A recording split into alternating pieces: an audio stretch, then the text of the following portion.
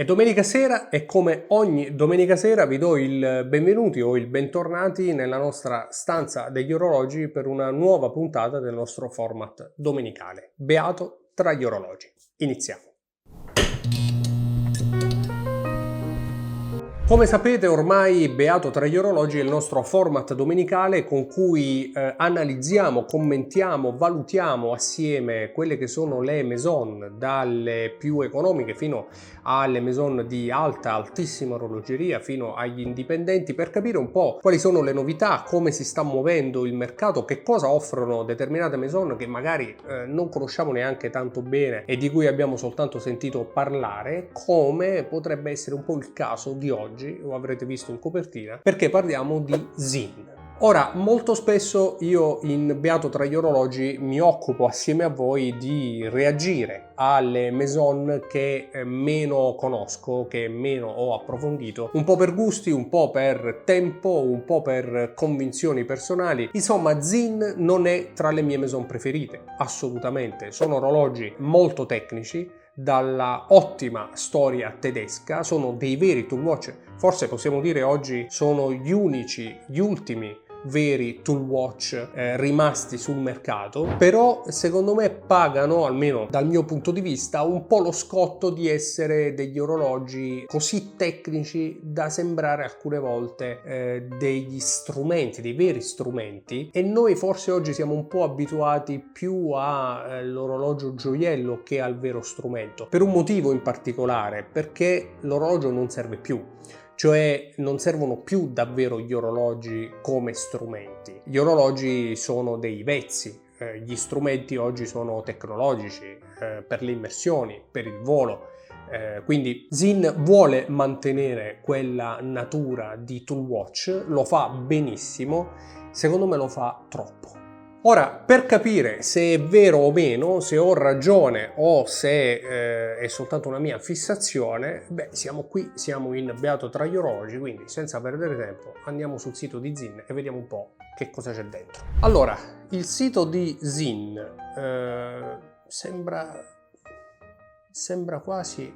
Allora, vediamo un po' inglese innanzitutto perché è tutto tedesco. Ok, sembra quasi un e-shop amatoriale, in tutta onestà. Lo vedo, è molto tool anche il sito. Io conosco pochissimo Zin, praticamente sono quasi del tutto all'oscuro dei loro prodotti. Ciò naturalmente non ci impedisce di andare un po' a vedere che cosa succede. Questo orologio qui, il T50, questo qui sembra un venezianico. Ha un bracciale che forma della cassa, dopo lo vediamo bene assieme. Questo qui non è un big guy. Allora vediamo un po': orologi strumento, orologi che servono a fare qualcosa. Su questo non ci sono dubbi e sono d'accordissimo con questa filosofia, se non fosse, come dicevo, che sono orologi che forse andrebbero un po' svecchiati, non so come dirlo. Comunque il sito è molto confusionario, è veramente una pagina di un blog fatto maluccio, non veramente ci metterei i mani e lo ribalterei da cima a fondo. Vediamo un po', allora, i nostri nuovi orologi. Vediamo, 104 ST, mi sento veramente spaesato, ve lo dico onestamente. Vediamo un po' che cos'è questo. Limitato 100 pezzi, anche Zin si fa prendere dalle edizioni limitate, va benissimo. Stainless steel lucida, la cassa in acciaio, 200 metri di profondità, prezzo incluso anche cinturino in cuoio e cinturino in metallo, questo qui praticamente, prezzo 1.690 euro. Poco, un ottimo prezzo. Vediamo un po' che cosa c'è all'interno. Sellita 220 che tutti conosciamo, va bene, quindi sellita vetro zaffiro, va bene. Cassa da 41 mm, 20 mm passo bracciale, costa poco e di sicuro offre grande sostanza. Tra l'altro è un orologio da avventura molto gradevole, quadrante con gradiente marrone, veramente molto gradevole, e mi sa che li dovrò provare al polso questi Zin, anche se so che i distributori in Italia sono pochissimi o forse addirittura non ci sono. Vediamo dopo se troviamo anche i distributori, però se non ricordo male praticamente o non ci sono pochissimi. Comunque questi sono questi 104, varie configurazioni, vari colori di quadrante. Questo gradiente marrone è quello che più preferisco in assoluto. Questo qui è per il Löwen Frankfurt, che non so chi siano sinceramente, però deve essere un'edizione limitata a 100 pezzi per il Löwen Frankfurt. Vediamo un po' chi sono, andiamocene sul nostro amico Google. Sono una squadra amatoriale di hockey su ghiaccio con sede a Francoforte in Germania. Ok, quindi un orologio fatto per una squadra di hockey sul ghiaccio. Va bene, questi erano i nostri nuovi orologi, almeno i 104. Poi ci sono i Pilot 356 Pilot. Questo ha anche un bel quadrante. Questo gradiente marrone mi piace, è una bella interpretazione del colore secondo me. Questo è un vero e proprio Flieger, molto militare, patina vintage la possiamo chiamare, ma in ogni caso si sposa davvero perfettamente con i colori dell'orologio. Molto bello. Quadrante, ok, color gradiente, abbiamo già detto. Acciaio, questo qui è un plexiglass, non è zaffiro. Ok, si può avere lo zaffiro come optional. Va bene, plexi molto bello, e poi si sposa molto bene anche con questa anima heritage dell'orologio. Vediamo un po', 100 metri di profondità, 10 bar, ottimo per essere un cronografo. Tra l'altro cronografo senza tasti a vite, se avete visto il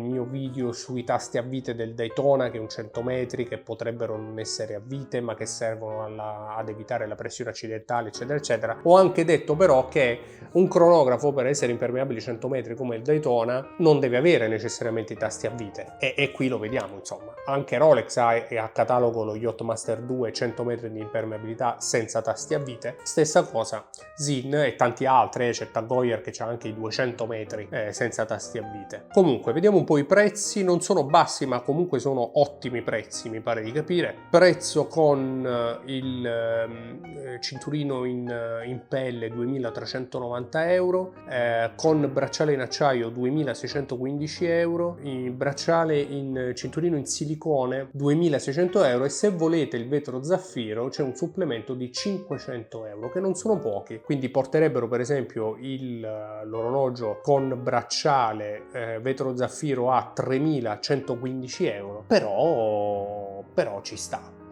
Vediamo che ci sta all'interno. Sellita 510, va bene, un grande classico, ci sta. Vediamo lo spessore perché per esempio, come sapete, il dollarone che abbiamo fatto con HTD e che inizierà insomma ad arrivare tra non molto è alto 12,4 mm, un po' più spesso del Daytona, e c'ha all'interno un Sellita 510. I ragazzi di HTD naturalmente hanno vantato molto questo grande risultato raggiunto, simile tra l'altro al risultato raggiunto da Vulcan sempre con Sellita 510, ma non è un risultato semplice da raggiungere. Bisogna spenderci parecchio tempo, parecchie ore di progettazione e anche parecchi soldi nella prototipazione di una cosa del genere, tant'è che potete vedere qui lo spessore di questo orologio è 15,6 mm, che è un'enormità rispetto ai 12,4 del dollarone, senza togliere nulla a Sinn e a tutti gli altri che non riescono a stare nei 12 mm e mezzo con un Sellita 510, ma a dimostrazione del fatto che bisogna lavorarci per arrivare a certi risultati, cosa che in questo caso sicuramente non ha fatto perfettamente Sinn. Vediamo un po', poi ci sono altri grandi classici come il T50, che dicevo mi pareva avesse un bracciale molto simile ai Venezianico, di cui non ho mai parlato qui sul canale. Poi c'è questo 1739 che è veramente una cosa bruttina, in tutta onestà.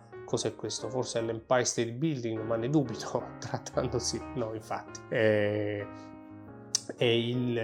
Non so pronunciarlo, sicuramente Matildenhall Darmstadt come il sito dell'UNESCO, limitato a 100 pezzi anche lui. Sinn lavora tanto sulle limited edition, non pensavo. E vabbè, questo è un orologio che direi possiamo tranquillamente passare oltre. Cassa da 39 mm, spessore 9,1 mm, all'interno sellita 300 che è più sottile. Ok, va bene, ma non è proprio per me. Vediamo invece il T50, questo qui è con il cinturino in silicone, ma c'è anche cinturino in pelle 2.990 euro e anche il bracciale in metallo 3.340 euro. Sellita 300, spessore 12,3 mm, peso senza cinturino 53 grammi. 53 grammi, che cos'è questo qui? Titanio? Sì.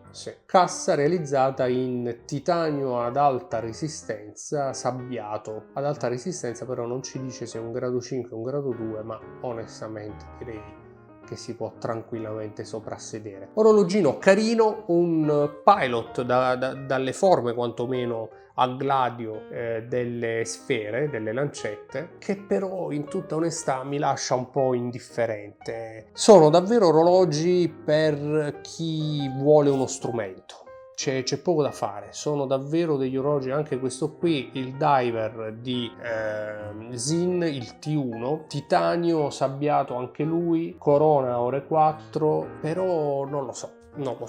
Non discuto la grande qualità di questi orologi, non discuto la storia di Sinn, però bisogna anche diciamo apprezzare determinati design, no? I gusti sono soggettivi, non è obbligatorio che ci piaccia necessariamente qualcosa, e onestamente Sinn non costano neanche tanto, però non costano poco. Per esempio questo diver, sì, titanio con bracciale 3.100 euro, che non sono proprio pochi. Credo che sia anche il motivo per cui se ne vedono così pochi di Sinn al posto degli appassionati, un po' come abbiamo già detto naturalmente perché sono poco distribuiti in Italia, un po' perché onestamente costano tanto e sono degli orologi molto tecnici, e molto spesso si tende con certe cifre a preferire invece degli orologi più gioiello, più riconoscibili. Siamo umani, insomma, inutile nascondersi dietro un dito, come dico sempre. Però, insomma, grande